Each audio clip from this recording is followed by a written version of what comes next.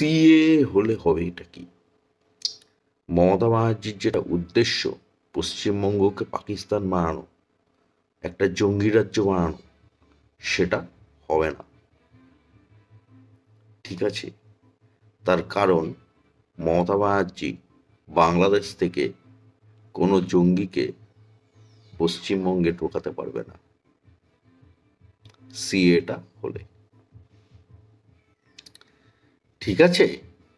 মমতা ব্যানার্জি তো মুসলিমদের নামে জঙ্গিদের তোষণ করে আর পশ্চিমবঙ্গকে জঙ্গি রাজ্য বানাতে চায়। তো সেইটাই মমতা ব্যানার্জি পারবে না।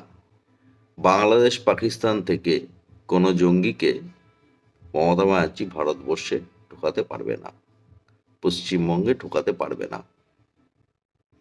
ঠিক আছে? আর উল্টে কি হবে? উল্টো জিনিসটা ঘটছে। ঠিক আছে? মানে জঙ্গি রাজ্য তো হচ্ছেই না, উল্টে হিন্দুদের পরিমাণ বেড়ে যাচ্ছে। তো এইখানেই হচ্ছে মমতা ব্যানার্জির সমস্যা।